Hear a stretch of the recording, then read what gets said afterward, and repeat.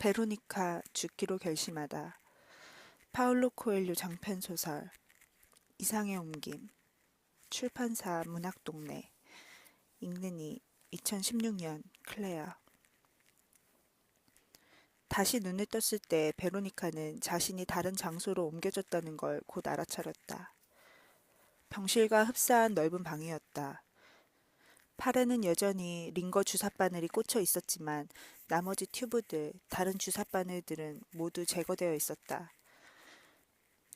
검게 염색한 머리카락과 콧수염이 전통적인 하얀 가운 때문에 더욱더 두드러져 보이는 키가 무척 큰 의사 하나가 그녀의 침대 앞에 서 있고 한 젊은 레지던트가 그 옆에 서서 메모판에 꽉 움켜쥔 채 열심히 메모를 하고 있었다. 제가 이곳에 온 지 얼마나 됐죠? 그녀가 물었다.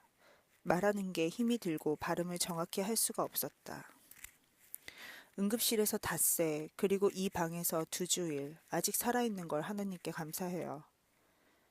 나이든 의사가 대답했다.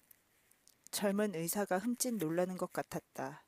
마치 사실과 전혀 다른 말을 들었다는 듯이. 베로니카는 즉각 그의 반응을 눈치채고 본능적으로 긴장했다. 내가 이곳에 더 오래 있었던 걸까?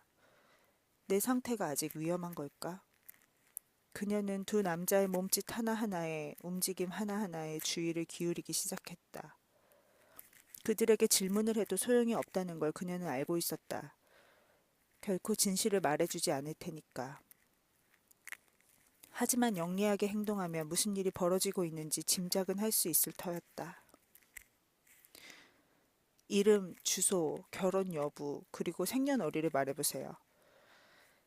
나이든 의사가 말했다. 베로니카는 자신의 이름, 결혼 여부, 생년월일을 밝혔다. 그런데 기억에 공백이 있었다. 주소는 정확하게 기억해낼 수가 없었던 것이다. 의사가 그녀의 눈에 조그만 전등을 비추면서 아무 말 없이 오랫동안 살폈다. 젊은 의사도 나이든 의사를 따라서 똑같이 했다. 그들은 의미를 알 수 없는 시선을 주고받았다. 야근하던 간호사에게 우리가 당신의 영혼을 들여다볼 수 없다고 했다죠? 젊은 의사가 물었다. 베로니카는 기억이 나지 않았다. 이곳에서 있었던 일은 도무지 기억해낼 수가 없었다. 당신이 줄곧 잠만 잔 건 수면제 때문이에요. 그게 기억에 영향을 줄 수도 있죠. 자, 힘들겠지만 이제 우리가 하는 질문에 하나하나 대답하려고 해보세요. 의사들은 터무니없는 신문을 시도했다. 루블라냐의 주요 일간지는 어떤 것들이죠? 중앙광장에 세워져 있는 동상은 어떤 시인의 동상이죠? 아, 그 사람. 무슨 일이 있어도 그녀는 절대 그 시인만을 잊지 못할 것이다. 슬로베니아인이라면 누구나 프레샤렌의 이미지를 가슴 깊이 간직하고 있다. 모친의 머리 색깔은? 직장 동료들의 이름은? 도서관에서 사람들이 가장 많이 찾는 작품은?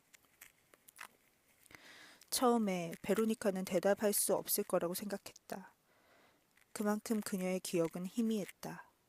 하지만 질문이 이어짐에 따라 잊혀졌던 기억들이 조금씩 되살아나기 시작했다. 한순간 그녀는 자신이 지금 정신병원에 있고 정신병자들은 전혀 논리적일 필요가 없다는 사실을 기억해냈다. 하지만 그녀는 질문에 대답하려 애썼다. 자기 자신을 위해. 의사들을 자기 곁에 더 오래 붙들어 두어 그들로부터 자신의 상태에 대한 더 많은 정보를 얻어내기 위해. 이름들과 사실들을 하나씩 떠올려 대답하다 보니 그녀는 자신의 기억뿐만 아니라 자신의 개성, 욕망, 삶을 대하는 방식까지 되찾게 되었다.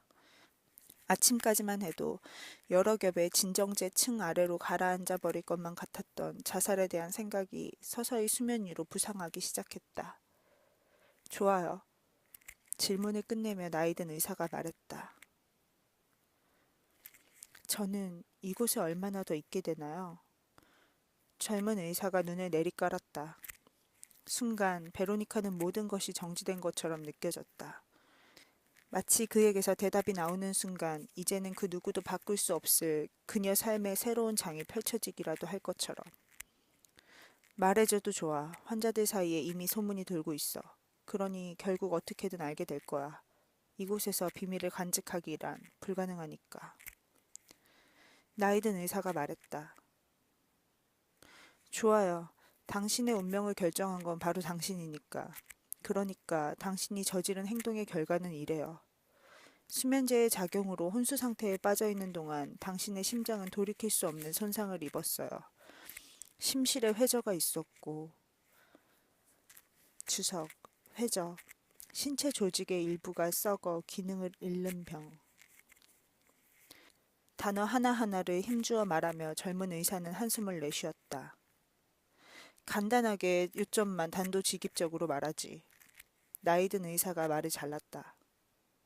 당신의 심장은 돌이킬 수 없는 손상을 입었어요. 그래서 머지않아 박동을 멈추게 될 겁니다. 그게 무슨 말이에요?